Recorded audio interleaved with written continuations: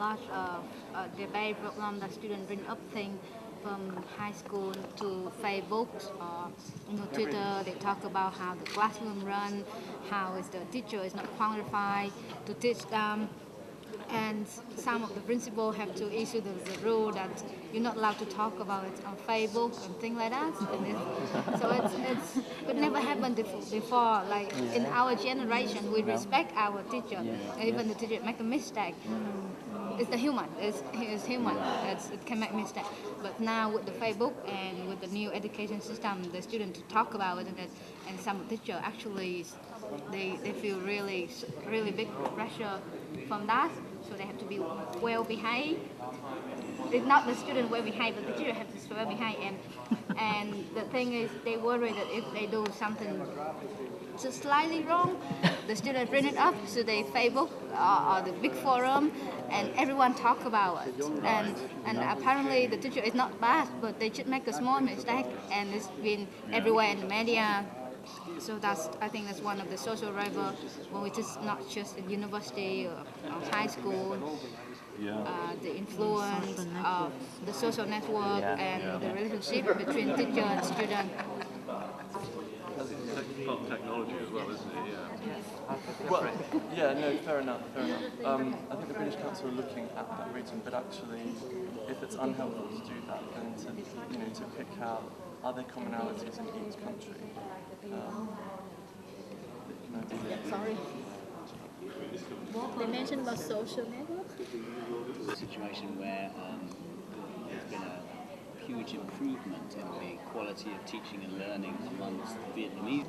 Is for the better job outcome during the time that change can happen. Although they still have massive numbers of Chinese students studying overseas. In Vietnam, however, in the last 5 years, more and more foreign investment for the industry in Vietnam. So there are more jobs with a higher salary affordable for the people who invest with a higher budget for their children to go abroad to study. And then they go back and they get a job can pay high to pay back with investment for the family. I think that's the more challenging now because of more and more investment for the future. So more jobs open for international students returning to Vietnam. They can get paid affordable with investment for the higher for the tuition instead of study inside Vietnam. That returning from overseas are more difficult in finding a job than the domestic trained students. Yeah. But look at the students that go overseas, when they come back to Vietnam, are they more likely that are becoming international? in the past. As for technological rivals, I think hyperconnectivity is the most important factor in the way we teach our students. And technology will change significantly in the next few years, every day. For example, you say at the moment online studying will become more popular. People using the same infrastructure. So iPhone going on everywhere. Everywhere, because the quality of internet will be improved significantly in every areas in Vietnam. Even if you stay in the mountains or in the remote areas, you can access to internet and you can study effectively. That's another thing with IDT, I think, with OTT. Now, going to be. They just start. I think so. And Cambodia it says. But they count as part of that. They don't have a single accreditation. For teaching. Strategy. For strategy. The thing that you have to listen to the start. It could be this. It's changing the way everybody learns. I think my comment on this, I hope people, knowledge is free now. Mr. Google knows everything. If you want knowledge, Mr. Google, he'll give you everything you need to know. So that changes our roles now, because when I was a student, you had to be taught how to find information. Yeah, very difficult. Now it's very easy. It's very easy. Now, the other problem with that, of course, is the bit I would add to it is whilst it's easy to find information, it's also very easy to find wrong information. And it's actually about verifying whether the information you are acquiring from the internet is verified, and teaching students to understand why Wikipedia is okay, but it's not better than change. There's always essential needs going to school, going to class.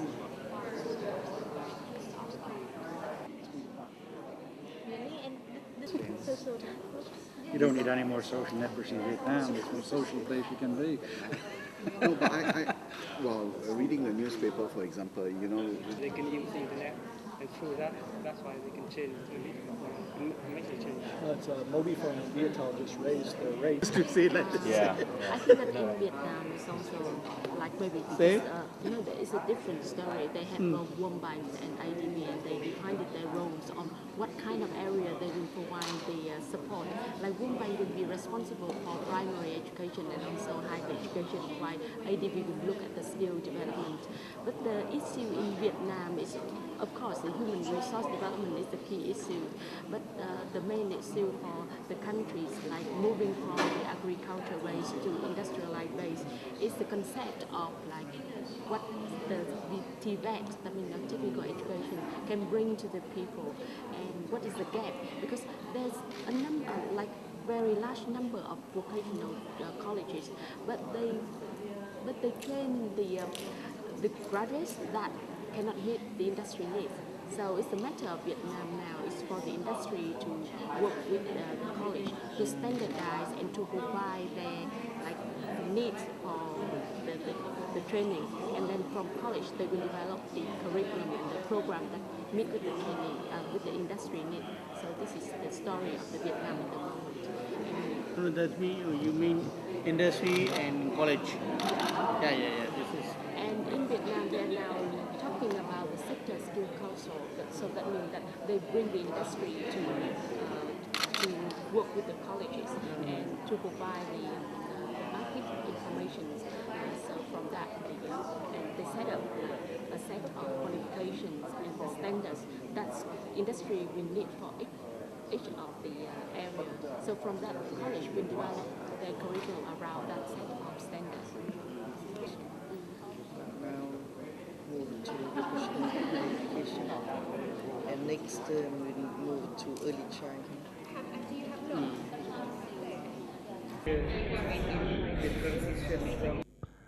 Okay, can I just draw you all back? There's certainly been a nice buzz in the room, so hopefully you've had some interesting discussions. Have we got more of these mics around? Oh. Yeah, okay. Who'd like to go first? Which table would like to volunteer? Okay, if we could have one down here. So if we can try and keep it to kind of 1, 2-ish key drivers that you've discussed, that'd be great. And if you look on the screen, we're going to have live reporting. Great. So we thought one of the important factors was within social value demographic change. A lot of the countries on this table are going through changes where the population is becoming younger, and that's creating more demand on the higher education system, both for quality and access. Then we said in terms of economic factors, the skill gap is really important. There's more international companies coming into the countries, and they're requiring more skilled labor as opposed to the minimum skills. Scarcity of resources we talked about, that's really important, both in terms of human resources as well as infrastructure resources. And then we said in terms of technology, being hyper connectivity is the important factor, because we're trying to make sure every university gets fast internet access for everyone. And then finally, in terms of political drivers, we thought the closed versus open was an interesting debate, as many of these systems are moving from a closed system to a more open, accessible system. Great, thank you. Could we go to the table just behind here?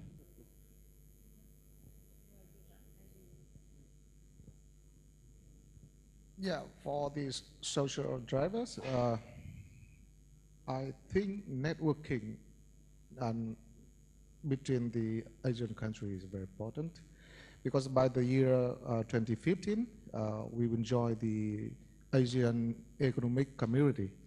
So mobility of students, mobility of laborers, and certificate and degree recognition and credit transfer.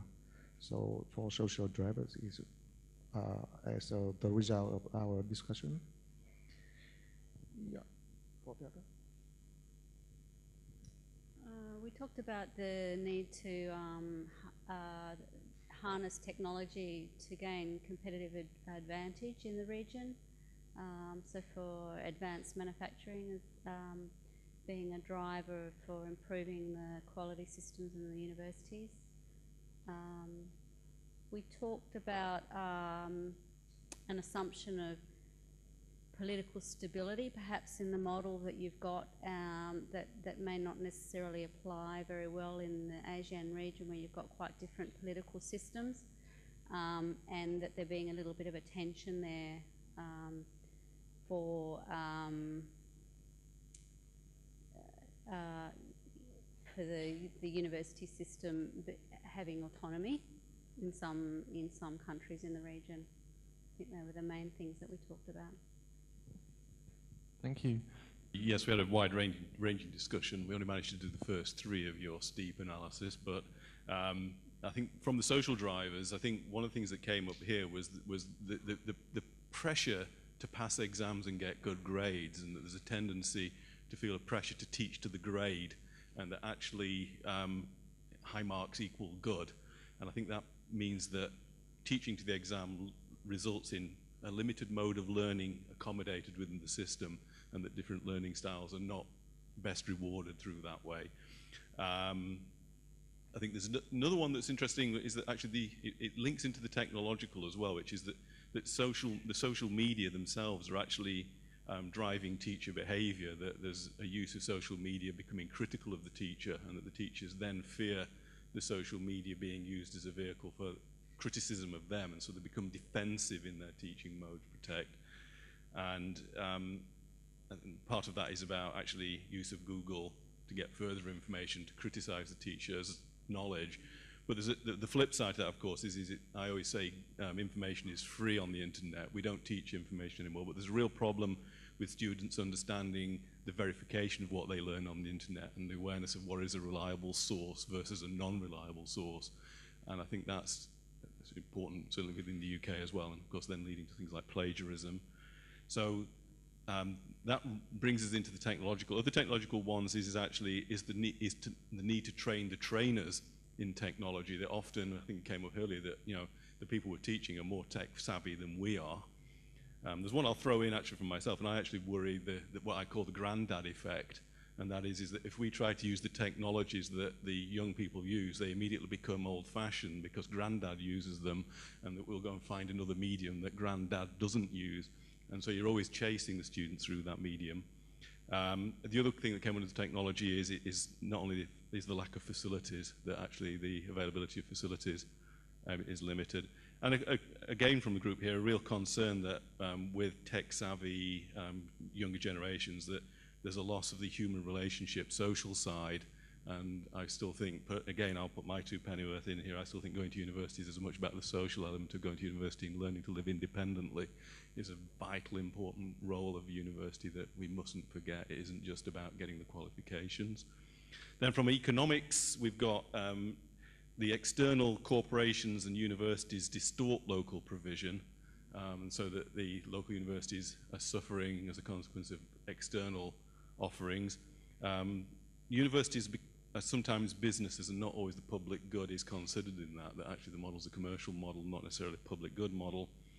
And I think the other one I would throw into this is that education is becoming increasingly seen as an investment, and therefore motivations for going to university and getting qualifications are no longer about personal passion, but about getting the best marks on your CV in order to secure your job. so that in a way a primary interest in a subject is no longer the driver for doing it. So hence why we perhaps see so many more MBAs around than degrees in fine arts, for example. And then the final thing to pick up on this is the debate about cost versus quality versus selectivity. And this is that whilst paying fees for a degree might be expensive, the feeling is that the more you pay, the better the quality. And if you are in a system where you get good quality free of the point of delivery, say in China, then you get a situation where you get PKU, where you get highly selective systems where actually the chances of getting in probability-wise are very low because so many people want to get into a very highly selective system. Great, thank you. Can we move back to the next table? Thank you very much. I'll just start with an overriding thing we talked about was ethics. We looked at it under social, but it can cover all of the areas. We mentioned with social the move to urbanization and how that affects the sense of belonging in a very social society. Also under that heading, we looked at education should be about understanding and building capabilities, not just about knowing a whole lot of data. Moving on to technology, it was mentioned that the vast amount of information on the internet means that people are lacking analytical skills. They're just soaking in information. It was mentioned by some of the other groups, obviously, plagiarism with technology. There was no cut and paste in my day. Moving on to, I think, what's the next one? Environment, isn't it? Economics.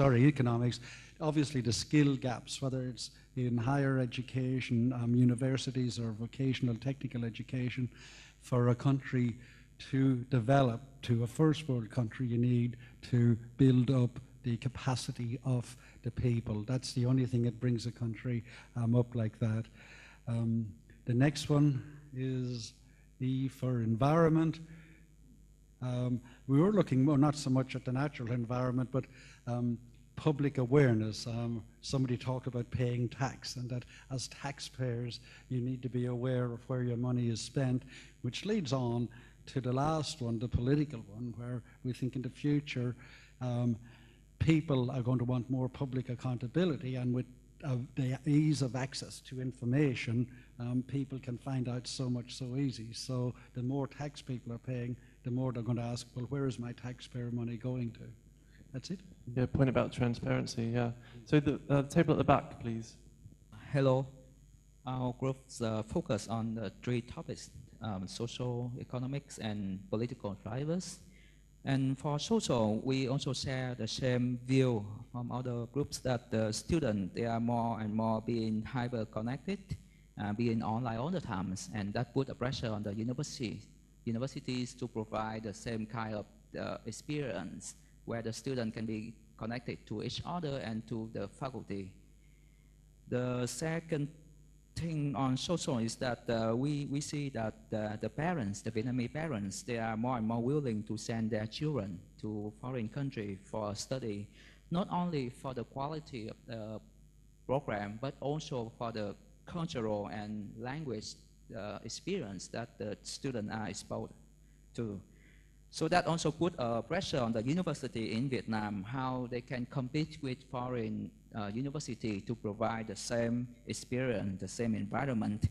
And one of the solutions we came up with is that we can, have collaboration with other universities in the Asian country to create program like Erasmus Mundus in Europe, so that the student can spend like 1 year in Vietnam, 1 year in Singapore, in Thailand, and then after that have a bachelor degree.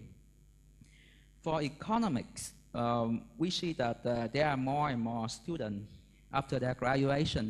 They go in deeper, higher, getting an MBA or PhD in foreign country. But when they come back here, back to Vietnam, they have difficulty finding, the job.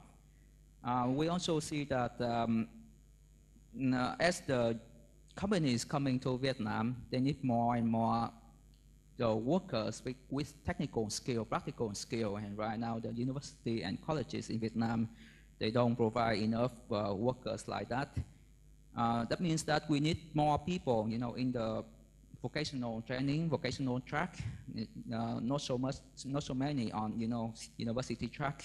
And actually that come back again to the social value, because right, we think that the society in Vietnam, the family, the parents in Vietnam, they still put a lot of value on the higher degree, the university degree, the diploma degree, and people normally think that the student that go into vocational training is, you know, not very, you know, valuable. The last one is political, and we are talking about how open the universities in Vietnam are now, and we think that, for example, like for one example is for social sciences. Normally in the past, like just 5 or 7 years ago, these social sciences like law, economics, Eastern study are strictly controlled by the government. But now we see that these fields are more open, and they are becoming, you know, growing very strong in Vietnamese universities. That's all for us. Thank you. Were you a table here in the middle? Yes, our table would like to share some views. With the social driver, we would go with the demographic one, and we think that with the young population and the growth of middle income group will bring the high demand of the education. And for technology, we will choose hyper connectivity. We think that the excellent coverage, the current excellent coverage of mobile internet in Vietnam will, at a cheap or affordable price, will give everyone to connect online and can access to education easily. And for economics, one thing that we talk about is about the migration from rural to urban area that happening in Vietnam. And also the uneven distribution of education infrastructure, and maybe some of you will know that maybe in some school, a lot of people want to go to this school, but not the other school. And maybe even in Ho Chi Minh City, some school like maybe Trần Đại Nghĩa school, I think, a lot of people want to go there. But then some other school, we got the infrastructure, we got the teachers, good teacher, but no one want to go in, something like that. And for environment, we think about the climate change. That one thing that will affect to the education in Vietnam or in ASEAN too. And lastly, for political thing, we think that the open policy of Vietnam will bring some good things, but also some threat to the university in here. Because when we open, a lot of foreign university will come in, and the competition will be harder. So that's all our views. Thank you. Great, thank you. I think that's all of the tables. Is that right? I haven't missed any, yeah. Well, thank you all for engaging with this, and there's some really, really fascinating points coming through there. I think the plan is that we'll kind of take some of this away and digest it and maybe pull out a few themes, and then in the opening session in the morning, just when we're reflecting on today, we'll just highlight some of those. But you may be involved in future projects that kind of pick up some of these themes. So thank you all for engaging in this. And I think over to Alison. Right, I'm just going to conclude today's proceedings by saying a few words. I won't take up all of the rest of your afternoon. First of all, an appeal from Caroline. Please, could we have the pieces of paper on which you've made your notes in this session? I think it's an absolutely fascinating workshop that we've had, and we'd love to see what it was you actually came up with, as well as what was presented here. So those will be very gratefully received. Caroline, if you wave. Yes, Caroline will clip those at the end. Brilliant. Thank you very much. I've had a fabulous day. Thank you ever so much for making it happen. I've really enjoyed learning so much about the Vietnamese higher education system, the Myanmar education system, and the education system in Laos. I've really enjoyed talking to my colleagues here, Australian colleagues, British colleagues, everybody. And I've really enjoyed not only the very interesting presentations which our distinguished speakers have made, but also the contributions which have been made from the floor, and I'd like to thank you all for contributing.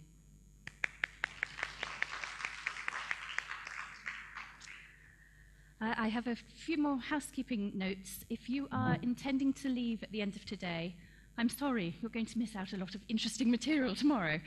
But if you are leaving today, please could you complete your feedback forms and leave them at reception on your way. And then finally, I'd just like to thank you all once again and ask you to thank our speakers and yourselves with another round of applause. Thank you. We'll meet here tomorrow at 9 o'clock.